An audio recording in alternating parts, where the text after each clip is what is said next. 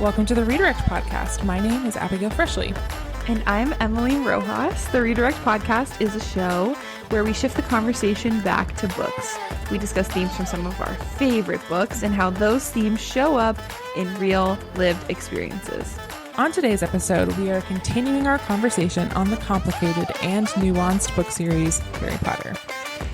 But first, if you love our show, which we know you do, we would humbly ask... That's kind of a contradiction, humble. That you support us in a few simple ways. Leave us a 5-star review on Apple Podcasts and let us know that you love our show. We'd also love for you to follow our show. Follow us on Instagram at Redirect Podcast. And if you really, really, really like the show, we'd love for you to share it with a friend. Sharing our show with a friend is the best way to help us to grow our community of book-loving nerds. Welcome back for part 2. We are going to try our darndest to get all the way through it today. We're focused. We've covered a lot of stuff already, so I feel like we can whip through these last several books. Totally. On our last episode, we recapped like the background of Harry Potter, right? All the controversy around J.K. Rowling. That took a while, you know. We talked about our feelings about that. So for more of a nuanced conversation about that side of Harry Potter, if you're just starting with this episode and wondering why we're not talking about that, go back and listen to our first episode. Also a reminder that we are still raising money for the Trevor Project. So yes. Thank you for everyone who's already donated. We'll keep the fundraiser open through the next episode that comes out after this, which will be on July 15th or 16th. So we'll keep it's coming out, the next one after this episode will come out July 16th. So we'll keep the fundraiser open through the 15th. And as a reminder, if you choose to donate with your name, you will give yourself a shot to be selected for us to talk about your favorite book on the podcast. If you donate anonymously, we don't know how to get in touch with you, but if you did donate anonymously and you decided that you didn't mean to do that and you want us to talk about your book, just DM us and we'll take care of it for you. Yeah, or you can DM and stay anonymous to the world, you know? Yeah, DM and stay anonymous to the world. I will say, I obviously donated through this fundraiser that we're doing, and they make it super easy. Like, you can do it with Apple Pay. So I don't know, sometimes like you have to sign, they haven't like spammed me with email if you don't want that. So I think if you want to just, it's a great cause to support. I mean, I think we can all get behind reducing, suicides and helping with mental health of people. So yeah, that's a positive thing, especially young people. Yeah, especially young people. So yeah, let's go. Third summary: Harry Potter and the Prisoner of Azkaban. How do we feel? This is the best book, right? And by far the best movie. We can all concur. Really? So that's just me. Well, actually, I think for me, when I read this book, I really liked it. I think my favorite book is Order of the Phoenix. That's fair. Yeah, I think probably the later books I enjoy more, but I think this is colored by how much I think this movie stands alone as the best of the films, in my opinion. Really interesting. Yeah, I don't know if I've ever thought about that, but it's a good movie. It's a good movie. I think what's interesting about Harry Potter is most of them, or all of them, I don't remember. I'm not up to date on my Harry Potter lore anymore, but don't they all have different directors, or at least most of them have different, they change directors for sure, at least in the first 5, I think. I think maybe the later ones have some consistency. So this one to me just has a completely different tone. It's just, I think, one of the, I don't know, I just think they're all good adaptations, I think, as far as book to film, but this one to me is the best one. So this is where the plot really starts heating up, and it starts building toward, the first couple books were really more about establishing the world, establishing characters, understanding Harry, understanding Hogwarts. And then this book really starts building toward what's going to end up being the epic finale in book 7. Right. So, pieces start moving into place. So it opens and Harry is entering his 3rd year of Hogwarts, which means he's also turning 13. The night before his birthday, he receives gifts from through the Owl Post from his friends at breakfast. And while he's chilling and no one in his family is acknowledging his birthday because they all hate him, he sees on television that a man named Black is on the loose from prison. This is on the Muggle News. Ominous. Also going on, right, like in the weeks leading up to when he leaves for Hogwarts for his third year, Uncle Dursley's sister, Aunt Marge, comes to pay a visit. She's just like a terrible person. Yeah, boo. They're all bad. They're all terrible. Yeah, so he gets really pissed off at her because she keeps picking on him. And he accidentally does some magic on her, and she like inflates and turns into like, it's kind of like in Willy Wonka where old boy turns into a blueberry. Yeah, the girl. Oh yeah, the girl. Mm-hmm. So he's obviously in trouble, and so he runs away, and he gets on the night bus. Emily, what is the night bus? It's like an insane public transportation that wizards have access to that like goes super fast and can change shape, and like there's just a lot of bizarre characters that he encounters. But yeah, it's like a bus, but you know, in an insane magic way. Yes. So he's like, okay, I don't really know that much about the magical world. Where am I going? As he goes, I'm going to go to Diagon Alley. That's all he knows. Yeah. That's like the one place he knows.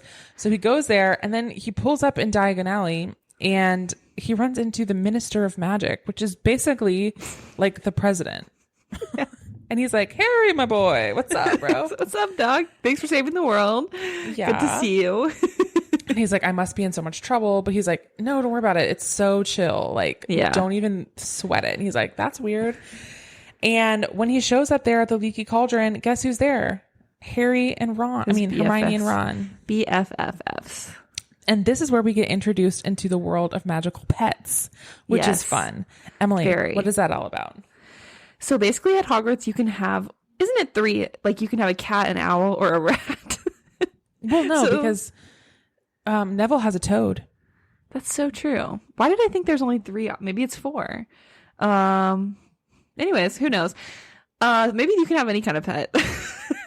But yeah, so like there's lots of different pets. A handheld pet or a functional pet, like which an is owl. Crazy. That's also like the mail system.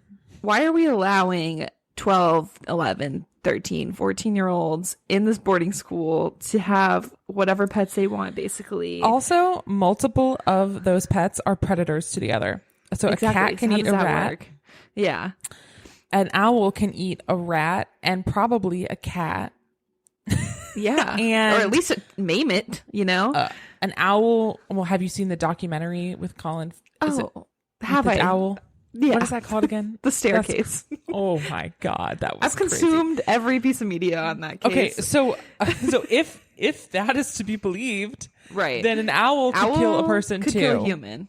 So, but these are chill, smart owls. They're not normal owls. Yeah. Anyways, here's my thing. We'll come to find out later that rat. Okay, so Ron has a rat. He hates the rat. Wait. Also, yes, this is a great point. Why are these kids allowed to have animals when in this world it has been established from the first page of the very exactly first what book I was going to say. Mm-hmm. that adult wizards and witches can transform into animals? Okay, the thing is, obviously, all the Marauders are animagi. How do you pronounce that? Animagi. Yeah, animagi. They all like the three kings, except Lupin, who's a werewolf. But they're not registered, and that's illegal. You're supposed to be registered. But if they could do it at like 14, whenever they figure that out, I just think there needs to be a stronger vetting process, and maybe it was implemented after this incident, because we do come to find out that Ron's like old, decrepit rat, Scabbers, which he's inherited, is actually Peter Pettigrew, who betrayed Harry's parents and caused him to be killed. Right. So let's get into some stronger vetting of that, you know? In this book, we learn stuff about Harry Potter's parents and their lore. So basically, the guy who was on the Muggle News, Sirius Black, he's also wanted in the wizard world because it turns out he escaped from Azkaban, the wizard prison, and he is believed to have turned over Harry's parents to Voldemort and like betrayed them. They were besties. James, Sirius, I mean, you are the expert on this as you consume so much online content about the Marauders.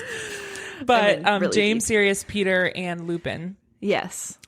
And so everyone's like, oh, he's out. He's probably after Harry because he wants to finish the job. So Harry is like all freaked out. And they also believe at this time that Sirius killed Peter Pettigrew and that Peter's dead. Oh, right. So that's why because all that was left was his toe. Right. Coincidentally, Scabbers is also missing a toe. That's crazy, but whatever. Anyways. Also, Scabbers has lived like 20 years. Yeah. Way beyond the lifespan of not 20 years. I mean 13 years because he's 13. So that's crazy. Rats don't normally live that long. Probably. So all this crazy stuff starts happening. So Harry is like getting freaked out about Sirius Black. Also, other things keep happening. So like they start going to divination. And old girl, Professor Trelawney is like, I see the Grim in your teacup. And it's a black dog. And then he starts seeing this black dog places where he has like near scrapes with death. So he's like playing Quidditch and like he almost has a horrible accident. And then he sees this black dog. Yeah. And then all of the kids that are in year 3 and older get to go to Hogsmeade with parental consent on the weekends. And he doesn't have parental consent, obviously, because his parents are dead. But also because Aunt and Uncle hate him. So he uses the invisibility cloak to go out there, and everyone, because he has the invisibility cloak, he's also able to sneaky listen into adult conversations about Sirius Black when all of the teachers are like at the local tavern. Genius, actually. Yeah. Yeah. Also, there's a new Defense Against the Dark Arts teacher. Emily, who is the new Defense Against the Dark Arts? King of my heart, Remus Lupin. Whoa, and all at once, you are the one. No, but so Lupin comes on in. They find him.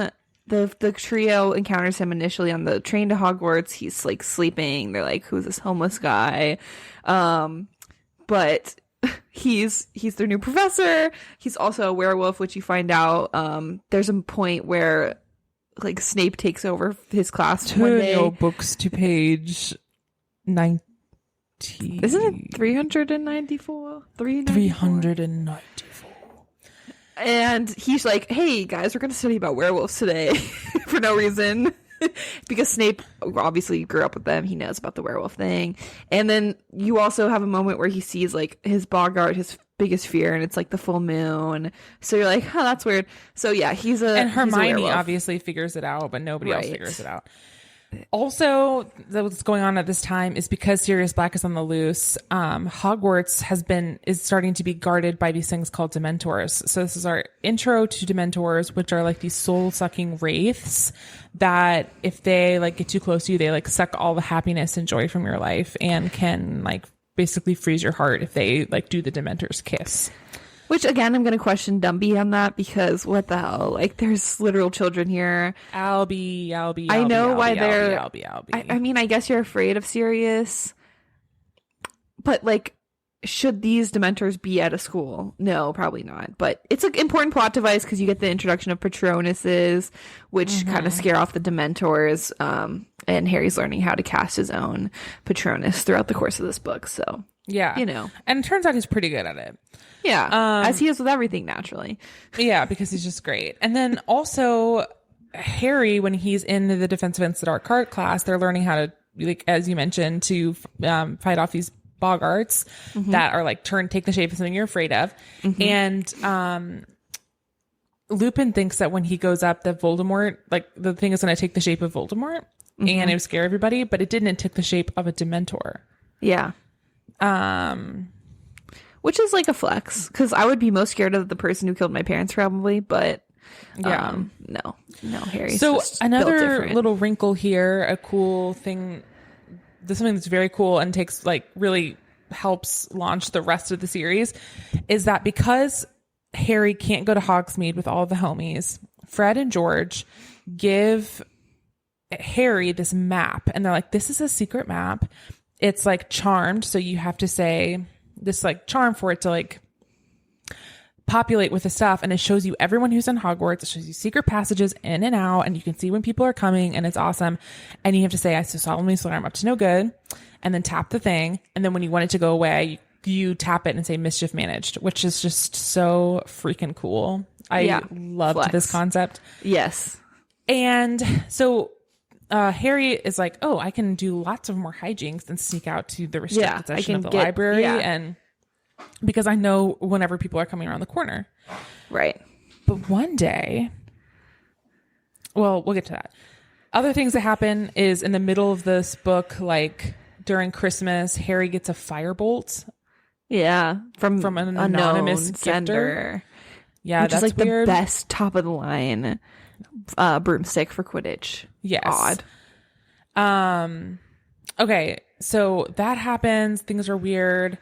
And then one day he's looking down at the map and he sees Peter Pettigrew is in Hogwarts. And he's like, wait, that's weird. He's Thought he was dead. And then he shows it to Professor Lupin and he's like, yeah, that's crazy. Give me this map. You're not allowed to have this. Low key. I saw this one TikTok that made me devastated, and this made me think of it. They were like, always Professor Lupin and never Uncle Mooney, because like if his parents had lived, this was his parents' best friend, and like throughout this entire book he takes such an interest in Harry and like is kind of a surrogate father uncle figure to him. And it's like, that must be so devastating though, to be like, man, if your parents had lived, I would have been like a part of your life, and now you're just like, thank you, Professor. I don't know. But yeah, so he becomes a trusted adult for Harry, which should have been the first sign that this will be ripped away from him, you know? Yeah, nothing. He can't ever keep anything good. Also, just like at any point, Dumbledore could have explained the connection to Harry. Like, again, he's the smallest man ever lived, the villain. Again, yeah. I do think, honestly, though, to not ultimately only praise Lupin, I think he could have been more honest with Harry too, of like, this is what happened, you know. I mean, he ultimately does explain everything, but I think he could have been like, you know, this is complicated. I was best friends with Sirius and Peter and your parents, and you know, there could have been some more. I feel like adults constantly are not thinking that he's capable of understanding things or trying to protect him, and it's like it ends up hurting him more in the end because he doesn't know what's going on. And so I think he's a little bit to blame there. But anyways, let's get to the climactic. Yeah, so crazy start happening. Also, we didn't mention this, but Hagrid, who again, as we mentioned, is Harry's really close buddy, he becomes a care of magical creatures professor this year. And something happens with Draco and this hippogriff called Buckbeak. And now they're like, we have to kill the hippogriff, even though it was totally Draco's fault. Right. So Harry is at his divination exam with Professor Trelawney towards the end of the year. She predicts that the return of Voldemort's servant will happen before midnight. Obviously, they're like, oh, that's Sirius Black. But of course, no adults will listen to us. So Ron and Trelawney, to put a finer point on it, she has like no actual abilities, but literally she's the one who made the prophecy about Harry being the chosen one who has to kill Voldemort. So this is believed, like, this is an actual second prediction that she's made, but the rest are fully crazy, you know? Also, so like, she looks crazy when she's doing it. She's like possessed. She's like, yeah. Yes, totally. And she's played by my queen. My God, what's her name? Elizabeth. I can't remember her name either. Oh my God, Emma Thompson. Emma Thompson, thank you. She is my favorite of all time. Okay. Yeah, she's amazing. So good. So, they're there, they're like, that was weird. Anyways, so gotta go save the hippogriff. They're like, everyone get under the invisibility cloak because we're all still like 13 years old. We can all fit under this. Let's go to Hagrid's house and like dap him up before his beloved hippogriff is killed. When they're there, they discover Scabbers is in Hagrid's milk jug. That's weird. When they leave, Buckbeak is executed, and Ron, Harry, and Hermione are leaving Hagrid's house. They're really sad, and they're reeling from the sound of the axe, you know, the sound. Purportedly going into a hippogriff's neck. and a huge black dog appears before them, pounces on Ron, and drags him under the Whomping Willow.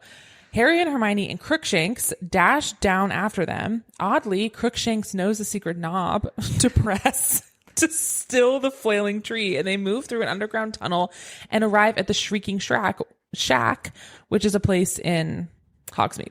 Yeah. They find the black dog has turned into Sirius Black and is in a room with Ron. Oh my God. Also, to note, like, when you're reading this book and this happens, you're only like 2/3 of the way through. So you're like, what could happen? What is going to happen? Yeah. Harry, Ron, and Hermione manage to disarm Black, and before Harry can kill Black, avenging his parents' deaths, Professor Lupin enters the room and disarms him. What? You're like, is Lupin bad? In cahoots? Harry, Ron, and Hermione are aghast as Lupin and Black exchange a series of nods and embrace.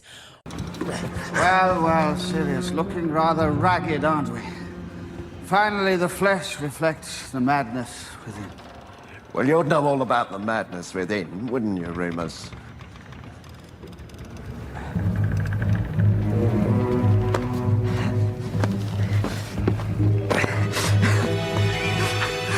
I found him. I know. I understand. Let's kill him. No! Once the three students calm down enough to listen, Lupin and Black explain everything. Lupin is a werewolf who remains tame through a special steaming potion made for him by Snape. While Lupin was a student at Hogwarts, his best friends James, Sirius, and Peter became animagi so that they could romp the grounds with Lupin at the full moon. They explain how Snape once followed Lupin toward his transformation site in a practical joke set up by Sirius and was rescued narrowly by James Potter. At this moment, Snape reveals himself from underneath Harry's dropped invisibility cloak. Snape is there. But Harry, Ron, and Hermione disarm him, rendering him unconscious. Lupin and Black then explain that the real murderer of Harry's parents is not Black, but Peter Pettigrew has been presumed dead, but really hidden all these years disguised as Scabbers. Lupin transforms Scabbers into Pettigrew, who squeals and hedges, but ultimately confesses, revealing himself to be Voldemort's servant and Black to be innocent. They all travel back to Hogwarts, but at the sight of the full moon, Lupin, who has forgotten to take his potion, turns into a werewolf. Sirius Black responds by turning into a large black dog in order to protect Harry and Ron and Hermione from Lupin. As Black returns from driving the werewolf into the woods, a swarm of Dementors approaches, and Black is paralyzed with fear. One of the Dementors prepares to suck the soul out of Harry, whose Patronus charm is simply not strong enough. Out of nowhere comes a Patronus that drives the Dementors away, and Harry faints. When this whole Patronus thing okay, so this is skipping ahead a little, I guess, but the Patronus, Harry's Patronus, is like the same form that his dad's animagi, whatever, was in, of the deer or whatever, stag. And like, did any part of you, do you remember when you read this, think like maybe his dad is still alive and like in hiding out there? I fully believed it.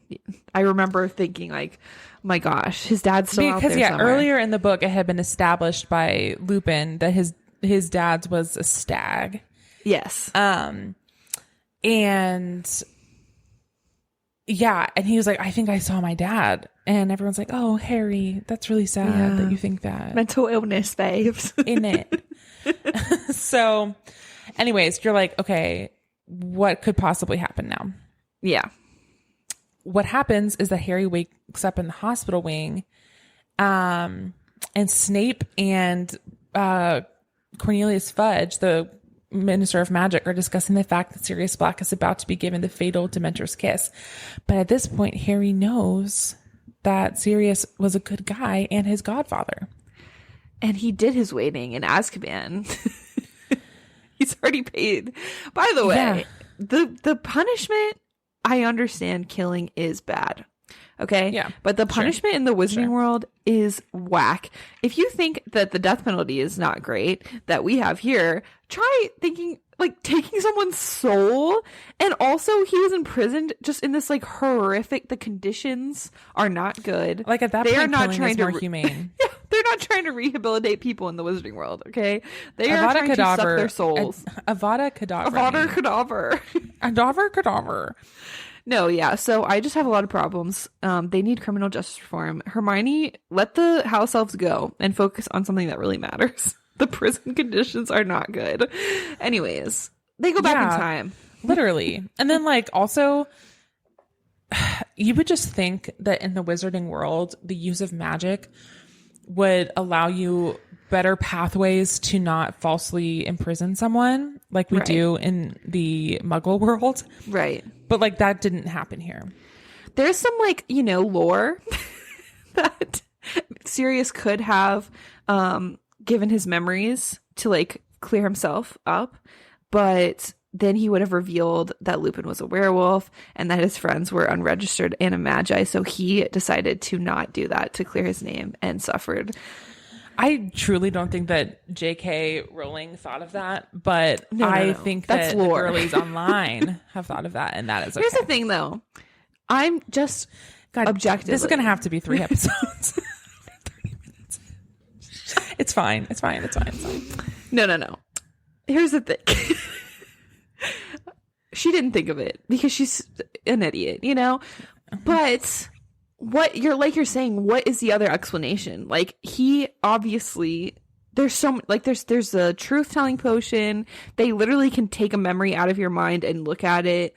Like that would be so easy to reveal. That either has to be the explanation or it's just a gaping plot hole. Exactly. So when in doubt, may the explanation benefit me. Right. And it's just that he was trying to be selfless, and maybe also, what if he just didn't this is right after the fall of Voldemort. So maybe he just didn't trust the people who were in power and didn't want to give them more of the inside knowledge that he had from the Order of the Phoenix. No, valid. Yeah. I also saw something online that was like so true. For Sirius, the war never ended. Like he went to prison. There was still war going on. And then he got out and Voldemort is back, Yeah, so like he never, there is no first war and second war. It's all the same war. Anyways, I'm in too deep with this, and that's why this is half an hour. Yeah. So they find out that Hermione has been going back in time to live every day. Dumbledore comes in and he assesses the situation. Oh, right. Yeah. And he's like, yeah, no, I know that Sirius is innocent. Yeah. And that's why I'm going to put his fate in the hands of 3 13-year-olds with not even a completed 3 years of magical training. Yeah. And by the way, earlier this year, I had an overachieving, probably like mentally ill eldest daughter student who's 13 years old who wanted to take like basically AP courses. And so I gave her this device. It was my idea. I did this as a grown man. I gave her this thing called a time turner so that she could go back and relive hours of her life so she could do more school. Sure. And now I'm going to wink at them and tell them that they need to go do that and relive the last 3 hours of their lives so that they can save Sirius and Buckbeak. Yeah, he heavily implies he's like, I think 2 innocent lives could be saved. Like, couldn't you do this? You are one of the most powerful and respected wizards in the entire wizarding world. Literally, you could just say that. Yeah. It is beyond. Again, if it's Dumbledore beyond. has no haters, the 2 of us are dead. It's just so beyond. Oh my God. Okay. But they do it. They save them. The parentification of these 3 children. All right. So they go back in time. They do this. Question for you. If you had a time turner, how would you use it? Good question. More sleep?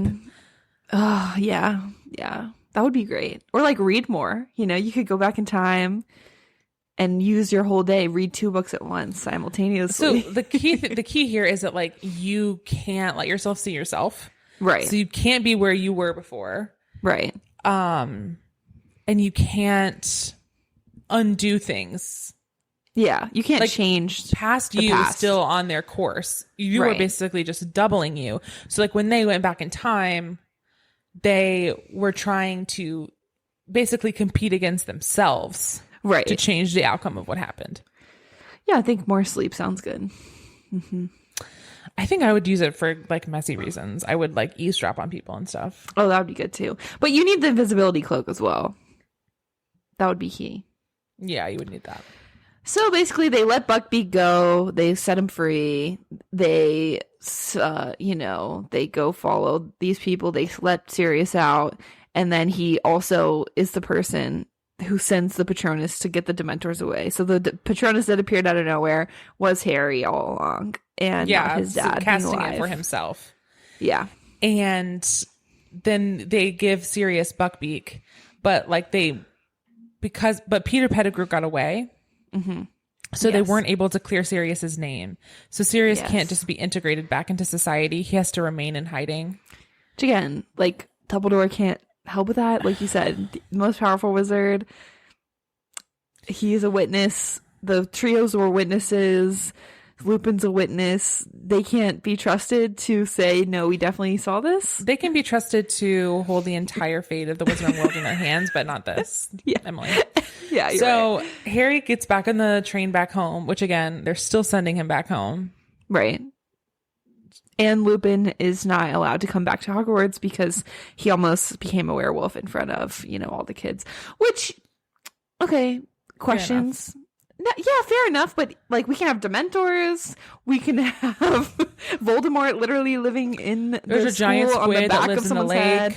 Right, but we can't have a professor who accidentally forgot his potion one night because the love of his life had returned from prison. Like, excuse me, we can't just let it slide. That is revisionist. Is it? The love of Is it. it? Do you think that in her mind at all she was like there could be some like homo there? No. I don't. But sometimes the characters like live their own lives. Sometimes they become people of their like they surpass the boundaries of what the author intended. Exactly. Okay. Life imitates art. So he gets on the drive home, he gets a letter from Sirius and it confirms that he's safe and in hiding. And in fact, he was the sender of the firebolt and a small pet owl for Ron because Ron's owl is just like totally jacked up. And then he feels slightly better, but he's like, yeah, I got to go home and spend another horrible summer with the Dursleys. Yeah, this whole Sirius Black arc is so sad to me for a lot of reasons, but also when I was reading the books, like, okay, you never got into a series of unfortunate events, but if you guys have read the series of unfortunate events, every like time there is something good in these kids' life, it's just taken away. And the feeling of what happens with Sirius and Harry makes me feel the same way because he gets a godfather. Again, Dumbledore could have let him go live with him. He's like, I don't have to go home. Yeah. He gets Lupin, who is this, again, like surrogate, not father figure, but yeah, like a uncle figure to him. And they both are taken away from him. It's so sad to me. Like, this was so devastating. I remember at the end of this book, it feels like, oh my gosh, he has like connection to his parents, his godfather, like someone who has cared for him, who never betrayed his parents as he finds out. And then he can't even like go be with him or spend any time with him because he's still wrongfully accused and no one wants to clear that up for him. So this is to me it's probably to me the saddest thing in the books is everything that happens with Sirius because, it's like he's so close to having a family that he's always wanted and it's taken away, It is really sad. His life is very sad. So now we're on the Goblet of Fire. Let's just try and get through this one. We can go fast. I feel like this one's like fine. They go to the World Cup. Yeah, so it starts out and Mr. Weasley invites Harry to go to the Quidditch World Cup with them, which is Liddy. They find out about portkeys, which is basically any household object that's turned into a portal that can take you to another place where there's a connected object. Yeah, the wizards will do anything except like drive a car or fly on a plane. Like normal people, they will find any way to zero carbon themselves. emissions. Yeah, facts. We should all be more like wizards. Yeah. And this is where we meet Cedric Diggory, who is really connected to our bonus episode, which we're going to be releasing because it's, of course, wink, our introduction to Robert Pattinson as Cedric Diggory, our future beloved Edward Cullen. Yes, Hufflepuff King. Yeah. So sixth they have year, fun. I think. Yeah. Okay. Yeah. So they he's go older. to the Quidditch World Cup, and one the really cool thing that happens is they like set up this tiny little tent, and Harry is like, "How are we all going to fit in there?" And then they walk in, and it's like huge and expansive, and basically like this That amazing would be hotel. amazing. This is so something cool. I would love to have in real life, in the human world. This So- is actually an interesting game too, because as we talked about Quidditch in our first episode, in this Quidditch game, Ireland wins, but Victor Crumb, the Bulgarian seeker, he catches the snitch. So the team that catches the snitch does not actually win. So it is possible. And also, how is Victor Crumb playing professional Quidditch as a student? That doesn't seem right. Yeah, Because we're going to meet him later. I don't know. I don't There's know what lots of their questions education I have about system's that. like in Bulgaria. I actually had a huge note about that. I really? just have questions about. I'll get to it when we get to Triwizard Tournament, but like the magical education system and the infrastructure around that and all of that stuff. Yes. So, at the World Cup, though, the Death Eaters kind of basically come back. Yeah, basically, And- like someone casts a dark mark Yes. into the sky, and then all these people are like, "Oh my god, these are like Voldemort's servants," and so they have to get out of there, and then everyone's freaking out because, like, the government officials are like, "No, that didn't really happen," and like gaslighting everyone into thinking that like that's silly. Voldemort's and not back. But Yeah. they're like, no, he's definitely back.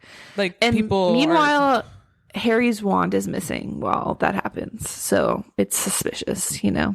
Yes.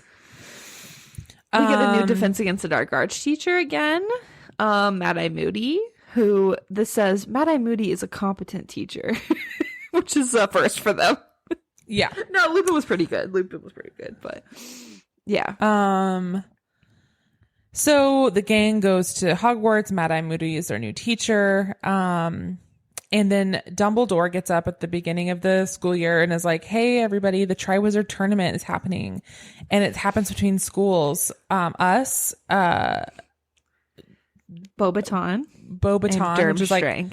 French girls' school, and Durmstrang. Okay, which is in the books, it was not a girls' school. And Oh, really? And Durmstrang was not a boys' school. In the movies, that's what happens. But in the books, they were all normal, co-ed. It's just, I don't know why they did that in the movies, but well, thank you for that correction. you're welcome. So here's my question about the magical education infrastructure. Right. Does it vary just from country to country?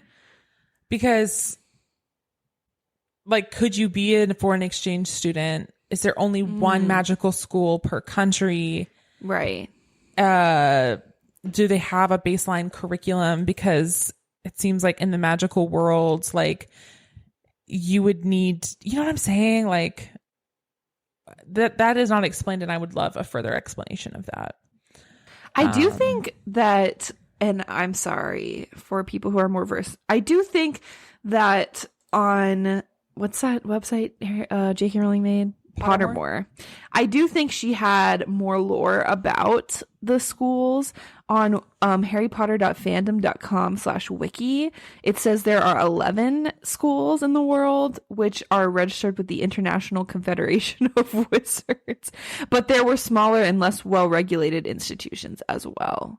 And most countries in the world do not have their own wizarding school. Magical children were typically homeschooled or educated via correspondence courses. This is very detailed. So it seems like maybe organized education is not the best. But there's only one for America, which is Ilvermorny, and it's in Massachusetts. And there's only one in all of South America, apparently. Okay. So there's like not one per country. Okay. All right. But somehow there's 3 in Europe, cool. basically. I don't know. So, anyways, Odd. Dumbledore is like, "We're doing this Triwizard Tournament. You can't get in unless you're like a 5th year or older." Isn't that right? Or 6th year or Yes. older? 6th or 7th I year? think you have to be like 16 or something. Like maybe it's Yeah, an yeah, yeah. age thing. Yeah. So don't even try it if you're not. And what you're going to do is everyone has to go put their names into this goblet of fire. And then the goblet, like if you want to maybe be in it, then the goblet will spit out the names of the people from each school who are going to participate. Normal. And so there are people in Hogwarts that are trying to get around this, Fred and George who don't yet qualify, try and use like this aging charm to get in, whatever. So, it's like the day that they are it's gonna spit out all the names. It spits out Cedric Diggory for Hogwarts, our king. Fleur Delacroix for Beauxbaton, and Victor Crumb, the seeker, the professional Quidditch player. The professional Quidditch player who is also still in school.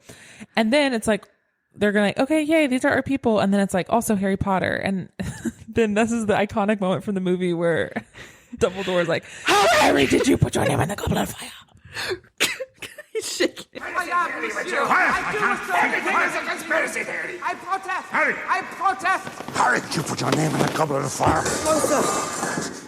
And he's and like, then the no. book's like, Dumbledore calmly asked, Harry, did you put your... Yeah. How did we get? Anyways, my question is also, like, they don't want Harry to compete because it's dangerous. He's too young. Why is any student competing in this? Because if it's that dangerous, why are we doing this? Why are we doing it?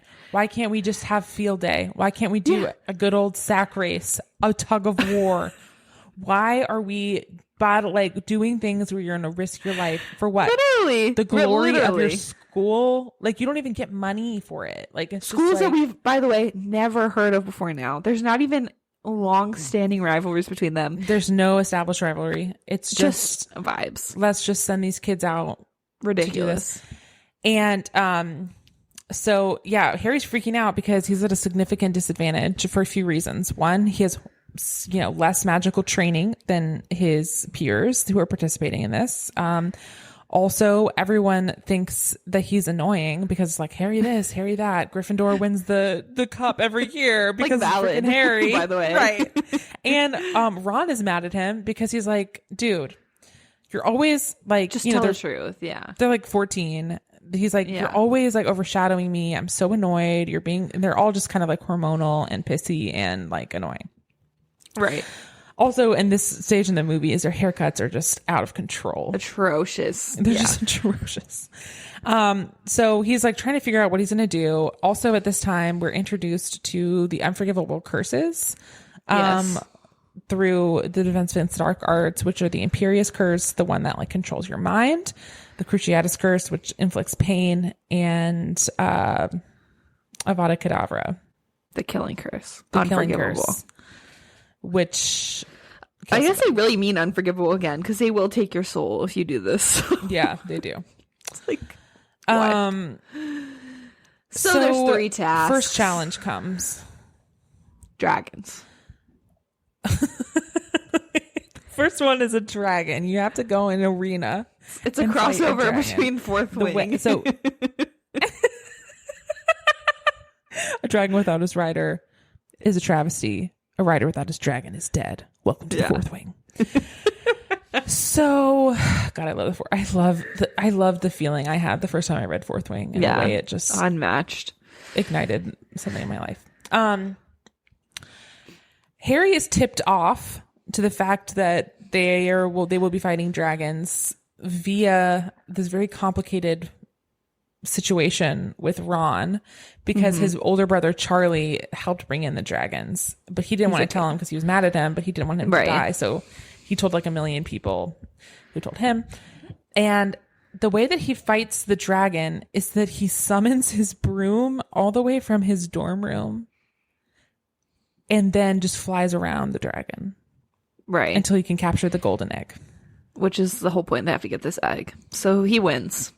And everyone's happy. And him and Ron make up. And they kiss. Just kidding. What's the second task, Emily? The second task, blah, blah, blah, is they have to swim, right? Into the ocean. My gosh. Into the lake. They have to get in. What is it called? Like the something lagoon or...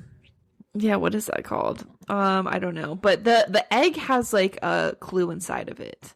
That's how. Oh, that's somehow he right. found that. I think And Moaning Myrtle tells him. Oh yeah, Moaning Myrtle tells him, and also he tells Cedric. No. Cedric. He told Cedric about the dragons. Yes. And then in turn, Cedric told him tells about Harry the egg. about take a bath with the egg.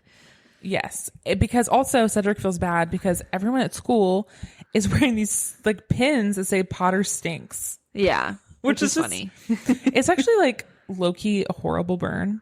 I was talking to Zach about this the other day. That like when you call someone like a bum, it's like there's something like flagrant about it. Yeah, but because it's so like tame, it's just eviscerating. Because to it's be like, called a you meant bum that. or like a loser. Yeah, you stink, man. You stink. And Potter also during stinks. during this time, this is like sexual awakening book because Harry likes Cho Chang, but she's with Cedric. Pause, madam. I'm sorry. We need like an alarm for every time something problematic happens in these books. But You Cho literally- Chang is a crazy name. The only Asian character in this entire book is named Cho Chang. Yeah. Also, it's established in this book, I think, that Seamus is like super into fire and pyrotechnics. Yeah. And it's like he's the one Irish student. Whatever. I'm just Kingsley Shacklebolt. I saw a tweet. It's the one that just like cannot Shacklebolt. No, this is this is a tweet I screenshotted for this episode. It says, so it's actual names, this Twitter account, and it has a passenger arrival list from Ellis Island, and so it's like real people's names. And there's a name, and someone quote tweeted it, and they said, "Were there any gay Italian students at Hogwarts, Miss Rowling?" There sure was, and his name was, and the name is Giuseppe De Homo.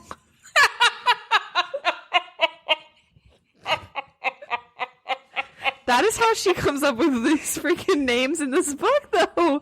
If anyone is non-white, that's how you know that she didn't mean for Hermione to be black. Although I'm, again, all for a black Hermione. But wait, did she say something about Hermione being black? Well, in the Cursed Child stage play, I believe Hermione is got it.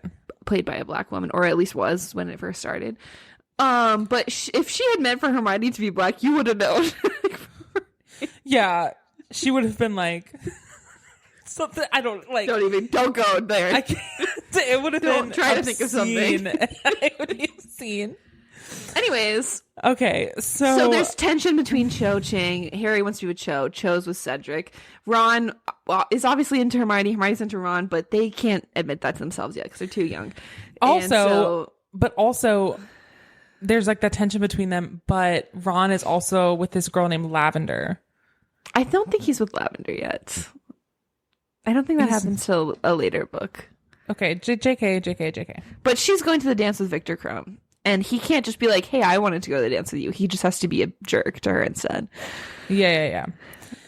So, there you go. So, yeah, they go to this. And also it's really funny because, like, you know, Ron is poor. So, like, he has to wear these really ugly dress robes. And the hand-me-downs. They have to do all this dancing. And it's just drama. Hermione looks amazing.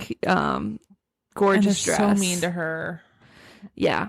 Anyways, they have to go into the also lake. Another thing, let's just say that the dates that Ron and Hermione have, that Ron and Harry have, they end up taking Padma and Pavarti. Right. Justice for them. They had a horrible time because their dates didn't want to be there, and it was so mean, and they were chosen last, and I just want good things for them. Yeah. So anyways, Harry is illegally helped again. Not illegally, but Dobby, our favorite house elf, he gives a gillyweed to Harry. So, like, he doesn't have to figure anything out for himself. Dobby gives him this ball, which means when he eats it, he grows gills so he can swim through the lake. And they have captured, like, someone who the person cares about, and they're, like, tied up in the merpeople land, and they have to go rescue them. So, and who did Harry have again? He had Ron. Victor had to rescue Hermione. Yes, and then Fleur had to rescue her sister. Yeah, and Cedric had rescued Cho Chang. Harry waits to make sure everyone's rescued, and Fleur never comes, so he brings her sister and Ron as well. Yeah, because like the implication is that like they're gonna oh man, it's gonna die? suck. Yeah, they're just gonna die down there. Whatever. All for The fact glory is, like, of I'm the sure that's school. not true, right? I'm sure that someone would have saved them if the. Yeah, but Harry believes But that. Harry and he has believes reason it. enough to believe Yeah, it. exactly. He has reason enough to believe that they might actually let these people who It's non-consensually were abuse. captured It is abuse. for It's just child abuse. a tournament. Anyways, blah blah blah. Okay. So then they go to yeah. their third task. I'm skipping all this Rita Skeeter drama. Yeah, Rita Skeeter.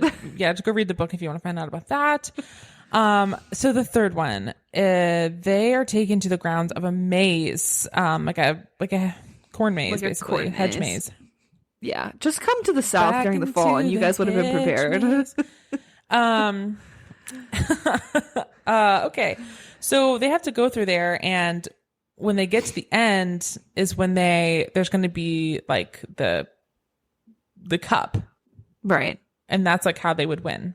Right. But when they get there, Harry and Cedric are the last two. And they get go to the touch it trophy together. and they get transported to a faraway graveyard where a man in a hood instantly goes, Avada Kedavra! And kills Cedric, R.I.P. And ties up Harry. And that was, of course, the worst Peter Pettigrew. And he's carrying Right. Voldemort's current form, which is like a creepy Chicken wing baby. chicken wing baby fetus creature. And he drops him into a pot. And then he puts ashes from Voldemort's blood from Harry's arm, and Wormtail's own right hand. Yes, he chops off his hand. This is how deep he's gone down this. He has no remorse. And he rises Voldemort back to his full form. And then Death Eaters are summoned. Basically, Voldemort's wild in. And Voldemort tries to kill him. This is foreshadowing because Harry, like, has no self-preservation, and he just tries to disarm people. The only person he's actually intentionally thought he was going to kill was freaking Sirius Black. But he's face-to-face with Voldemort, and he's like, I don't know, I'm just going to do Expelliarmus. Yeah, I'm just actually gonna like just disarm him. He could punch me or something, or like shoot me with a gun, but at least when All of this could have been solved. Respectfully, I know that the European continent has better gun control than we do, but if Harry could have just gotten just had a freaking shotgun. AK-47, just like a handgun. I don't think Voldemort could protect himself If from this that. was set in America,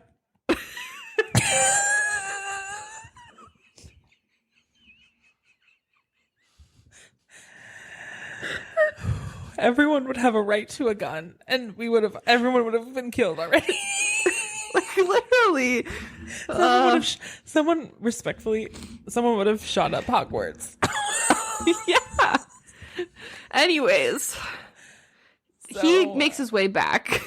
So they're their wands like splinter or something. Yeah, they meet in the air and they're like, oh. Yeah, And it's then Harry grabs for Cedric, the audio, he grabs the because trophy. audio medium. Emily put her hands up in the air and did this like They're tingling. connecting in the air. And he goes back to Hogwarts and everyone's like, whoa, you're back. And then he's got like carrying Cedric's dead body. Cedric's dead body. It's not funny, but it is And I'm funny. like Dumbledore, his blood is on your hands. Again, Yeah. this is literally only your fault. Then, who knew? So then Dumbledore's like, Dumby is like, yeah, I've been trying to tell you guys, but well, actually, I haven't been trying that hard, but now I am. Voldemort's back, and the Ministry of Magic needs to do something about it. And then they're like, no, like, stop his steal. This is a hoax. Stop the count. Stop the count. He's not back, and this would be politically bad for me if he was. Which actually, that part is believable. Yeah, 100%. But if this was America, they would have been like, Voldemort was a hoax made up by the Chinese. Yes. Or not like, even real. that's He was actually a never fake alive. Voldemort body double. They want you to think he's back. And actually, but they Voldemort replaced has him with a been the clone. president for like since 1990. Actually, Yeah, he's controlling everything. So a different military. Yes. Anyways, it's very calm. Save us. Anyways, so Then you find out Mad Eye Moody was not Mad Eye Moody. the whole time he was Barty Crouch Jr. Yes. Who was a servant of Voldemort, and his whole thing was to get Harry into the thing so that he would make it into the tournament. So he put his name in the Goblet of Fire, right? And then he made the Triwizard Cup into a portkey, right? And he did all this so that Harry could get to Voldemort, so that he could then Voldemort could be back and embodied into a larger, more human, like man, like more actual person. Yeah. Which again, we're gonna question. We sent Lupin packing because of the werewolf thing. Throughout the entire book and movie, Moody, who is Barty Crouch Jr., is literally carrying a flask and constantly taking swigs from the flask. And no one is like, hey, man, you can't drink on the job. They're just like, that seems normal for a professor here at Hogwarts. It's just that guy. Moody. He just has PTSD, and so he's self-medicating. No, he was drinking Polyjuice Potion, which had been established in book 2. Right. To wear off after, an hour. So he has to keep drinking it every hour to, save himself from being revealed. And then Sirius shows back up, and they have to explain to Dumbledore and Sirius what happened. And then Dumbledore's like, oh, yeah, your wands are the same. So you can't, I don't know. That's why they connected like that in midair. And then Dumbledore... the core is the same. Yeah, so they couldn't fight each other or something. And so Dumbledore's trying to tell Cornelius Fudge, the minister, that he needs to be cautious because Voldemort's back. Fudge doesn't believe him. He gives the prize money to Harry and leaves in a huff. And the term ends, and Dumbledore makes a speech. There was money. Yeah. Dumbledore, because Harry needs more of that. He's already secretly rich. Anyways, Dumbledore makes a speech telling everyone that Cedric was murdered and the future's bleak and we got to join together. And then they find out that Rita Skeeter, who we didn't talk about, is Animagi, which again, we got to take more precautions. She's a bug, and so that's how she's been finding so much gossip out. And then the students leave the train, and Harry gives his gold to the Weasley twins to help them start their practical joke company. Oh, and that's right. Ask that they use some of it to buy Ron a new pair of dress robes. And then he goes, once again, back to the Dursleys. Pack it back up. So that's book 4. All right. I think we got to pause there for today. I think we do. But we can. But what a great convo. We will finish this in 3 parts. Yeah, we've got to finish the 5th, 6th, and 7th next episode. But thank you guys for tuning in. And the special bonus episode coming soon. Very special. What have you been reading recently? Okay, I've been reading a lot recently. I've really been reading a lot. I'm back in my reading bag. You're back. But I'll in your start bag. with one. Okay. I got to space it out because we have to record another part to this. But I read a book that you mentioned on the podcast I texted you about, and it's called Raiders of the Lost Heart. Oh, did you like it? By Joe Segura. Okay, did I like it? I think this book needs to be read during the summer. It is so stupid, but so good. It is stupid. It's like, do I think that these two people are compelling? Not necessarily. Let me just tell you guys what it's about. So it's rival archaeologists. Okay. That's a cool premise. Very cool premise. Looks like I rated it a 3. That seems valid. Yeah, I think you should take this book to the beach or to the pool. Yes. Don't expect to be intellectually stimulated, but expect to have a great time. So these are 2 rival archaeologists. Dr. Corey Mejia. She is a super hot, curvy Hispanic woman who believes that she is possibly a long lost descendant of this Aztec warrior Chimali. I'm so sorry. Chimali. Sure, Chimali. And she has like believed that her whole life, and that's kind of part of what got her into archaeology. And she has this guy who she knew back in the day, Dr. Ford Matthews. Yes, in case you're wondering, he's named after Harrison Ford. He was like her nemesis in grad school, but he's really hot as well. They're just two hot people. He's blonde. So anyways, what more not to be trusted, not to be trusted. So the book opens where she's being approached by like a mysterious guy who's like, hey, you are coming to this dig and we are going to look for a Chimali, which is, she's written her dissertation's on this guy. She's an expert. And she's like, I should have been leading this expedition, but okay, you're right. I'm going to go. When she shows up, she finds out it's being led by her nemesis. They're like in the middle of the woods, forest, searching for this. She has like the spiritual connection to the earth. And she also knows everything about this guy. And anyways, there's like, they are insanely attracted to each other, but they hate each other. That's all you really need to know. Yeah. And they're outside camping and doing stuff like that. Yeah, they're in the water. There's waterfalls, there's rapids, there's trees. There's the camp vibes. Anyways, this book was like so stupid, but also I want it to be a movie. Did you watch Hitman? Oh, yes, I did. It would be a great like Amazon Prime movie. Yes, that's what I want. And I want Glenn Powell and that girl, I don't know her name, who was in Hitman with him to star in it because I just thought they had really great chemistry. And yeah, it's stupid. This book is stupid. These people are not like that interesting despite being doctors, but it was a really fun book. I mean, it's not going to like change your life, but it's cute. It was fun. So that was what I read recently. Thanks for sharing it. Nice. Good. I'm glad that you could enjoy it for what it was. I think have good appropriate expectations. Okay, I'm here with a book to share that isn't necessarily like an endorsement from me, but I have been we've talked about releases. I read it and I'm here to do a report. So I read Not in Love by Ali Hazelwood. Okay. I just got it delivered to me, so okay. I want to hear what you say. I'll go easy on spoilers, but okay. So as we mentioned before, she had released some like disclaimers about this book that there was going to be a tone change. It's still set in the world of STEM. It is a romance. It's contemporary, but that there was going to be more subject matter about like traumas and things that the characters went through. Which that was not my gripe at all. I mean, I think she does a great job at writing a rom-com, and this wasn't so much that. I thought the characters were still really cool. I thought the world of STEM, that was still really interesting. Right. But there was something a little weird and off about the dynamic between the male main character and the female main character. And I think it's because she was on the heels of writing this supernatural romance Bride. Right. Where in the world of this book, there are like, it's like about werewolves and vampires.